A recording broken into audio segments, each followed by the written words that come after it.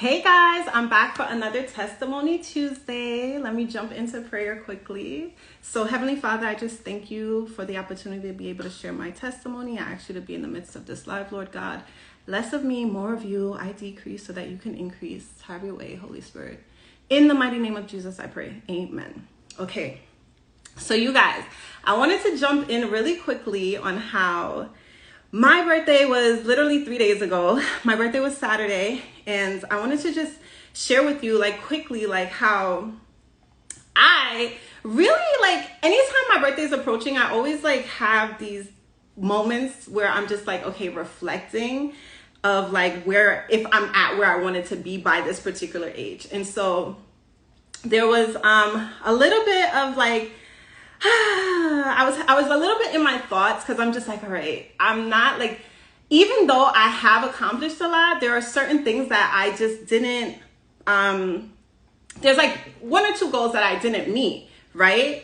And so I was just man, I started to feel like I was really getting in my feelings and really getting in my thoughts, and I was focusing on the the negative as opposed to the positive. And okay. And so I had to immediately identify those negative thoughts and take them into captivity and really focus on, thank you so much, and totally focus on the positive, right? And so even though there was a goal that I haven't met, right, that I wanted to meet by this particular age, and I wasn't able to meet it yet, right? Yet. And I'm declaring that in Jesus' name. Yes, I haven't seen it in the physical yet, but I know it's happening. And that's the whole point of having faith. I can't own a brand not called Faithology and I'm not practicing what I preach. I have to have faith. The F is for faith. Hey T. And so I had to really take those thoughts into captivity. And so that leads me to 2 Corinthians 10. I'm going to start from verse 4, where it says, "For the weapons of our warfare are not carnal, but mighty in God for pulling down strongholds, casting down arguments and every high thing that exalts itself against the knowledge of God, bringing every thought into the obedience of Christ." It's so important that we, what's good, bro? It's so important that we take those negative thoughts and take them captive. And how do we do that? We identify. It first starts with identifying that we're having this negative thought, right? And then once we identify it, we're okay, if the enemy's putting a thought in your mind of fear, we know that the word of God combats that, right? If the enemy's putting a thought in your mind of doubt, we know that the word of God combats that as well.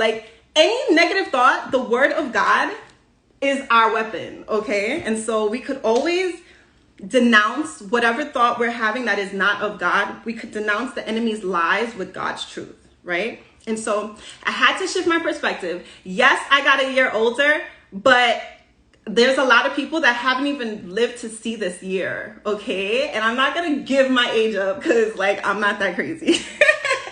But let's just say I'm getting closer to 40, and instead of wallowing in the fact that I'm getting older, I just was giving God thanks. And I had to, like I said, capture those thoughts and just flip those negative thoughts and change them into positive thoughts. And I started to give God thanks for all the things that I do have, all the blessings that I do have, simply getting up to have running water, to brush my teeth, to be able to get out of the bed, to have a healthy husband, a healthy marriage, healthy children, a roof over my head, clothes on my back, shoes on my feet. There's so much to give God thanks for. There's so much. So immediately I just had to identify those negative thoughts and switch them into positive thoughts. So, and if this was a year ago, it would have probably taken me a little longer to do this, but I'm just so happy and so proud of myself that I was able to identify it within a matter of minutes. So as soon as I felt myself getting emotional about not meeting this particular goal, maybe I probably waddled for 10 minutes, and I was just wait, these thoughts are not of God. And so yes, it is. Thank you so much. It is.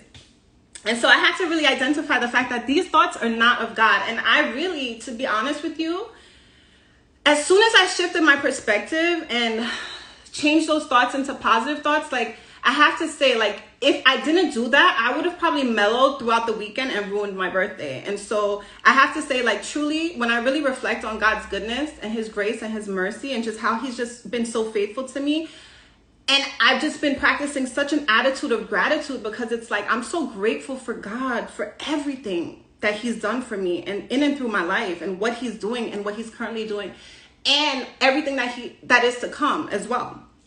And so I'm going to leave you guys with 5 tips. Is it 5 or 4? 4 tips that I did, and that yes, me too. I wanted to just leave you guys with like 4 tips that I did to help to combat those negative thoughts and to switch them right into positive thoughts. So the first one is, like I had already expressed, you want to have an attitude of gratitude all the time. You want to give God thanks and praises all the time. And you know what? That leads me to Philippians 4, verse 6 and 7, where it says, and I'm going to read from the NLT, don't worry about anything. Instead, pray about everything. Tell God what you need and thank him for all he has done. Then you will experience God's peace, which exceeds anything we can understand. And it's so true. This word is so, so true, because I literally read it. I literally lived it this weekend, because my birthday was Saturday, and on Friday I started getting these thoughts. And then literally I had such a sense of peace all throughout my birthday weekend, and it's only the grace of God. And it's because I decided to change those thoughts from those negative thoughts that I was having and flipping them into positive thoughts. And so that's number 1, having an attitude of gratitude. Number 2 was the power in perspective. And so whenever you're looking, like if you're looking at I posted this in my story, but if you're looking at a glass of water, you want to look at that glass of water half full and not half empty, right? It's all about your perspective. There's so much power in perspective. And that reminds me, like a few months ago, I cut my hands and I needed stitches, and I had like 6 stitches in my hand. And it was so bad, because this is my dominant hand. And it's like, there were so many things that I couldn't do. Like, for instance, things that I hate to do, like washing dishes, right? I don't like washing dishes. But when I cut my hand and I was unable to do it, like, it shifted my perspective, because I'm just like, yo, like, I can't even wash dishes. Like, and it's like, it's one thing to think of it like, man, I have to wash dishes. But then it's another thing to think of it like, oh man, I have the ability to get up and have my able body and my hand that's functioning to be able to wash it, right? And so it's all about perspective. It's shifting your mind, and there's so much power in perspective. Number 3, I would say, is identify those negative thoughts quickly and don't waddle in those thoughts. Change that mindset from that lack mindset to abundance mindset. And this actually, thank you, Holy Spirit, this just fell in my spirit too. Like, just like Eve, right? In the garden, she was surrounded by all this abundance, right? In the Garden of Eden, surrounded by all these trees, everything that she could have. And of course, the enemy comes in and makes her focus on the one tree out of everything else that she could have, that she had access to. He made her focus on the one tree that she could not have. And so that's what the enemy does. It's a tactic where he makes you focus on lack as opposed to the abundance that God has given you. And like I was naming out all those things that I was blessed with. And God doesn't have to bless me this way, but he does. And it's so easy for us to overlook the things that we think are like the small blessings, but in actuality, these things are really big blessings, to have health and strength. Yes, he did. Glory to God. Yes, he came so that we could have life and have life more abundantly. You're absolutely right. And so we cannot meddle on the lack. We have to switch our mindset from the lack to the abundance mindset, right? And so that's number 2. And then number 4, that was number 3. So number 4 is you always want to make sure that you're aware that our mind is like a battlefield. It is a battlefield. And the enemy attacks us in our mind with these thoughts, these negative thoughts. He's constantly putting these negative thoughts in our minds. And if he could block us, he can't block our blessings, but if he could block or cause like disbelief in us being able to achieve those blessings or to have those blessings, then he'll cause discord, right? And then we will stop going after whatever the blessing is that God has said, placed on our heart to say that is ours, right? So he'll create discord. And so the battlefield is constantly in our minds. And so that's why I just want to say, like, we have our weapon of defense, which is the word of God. This is our sword of the spirit, right? And so we have to constantly use this and utilize the word of God to combat the enemy's lies with God's truth. And that's something that we constantly have to do, because it's the only offensive weapon that we have to ward off the attack of the enemy and the fiery darts that he flings after us.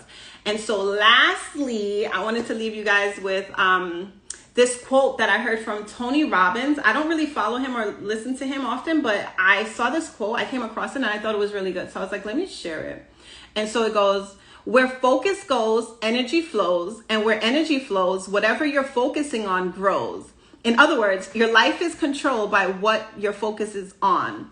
That's why you need to focus on where you want to go and not what you fear. And I thought that was pretty good. So I was like, let me share that. Yes, we need those 6 pieces of armor all the time. We got to stay strapped in the spiritual armor. We need that helmet of salvation, the breastplate of righteousness. Yes, the belt of truth. Our feet ready with the gospel of peace. The shield of faith and the sword of the spirit. Yes, and constantly praying in the spirit as well. So that's actually 7. So yes, you're absolutely right. So I hope and pray that this testimony that I shared quickly with you blesses you.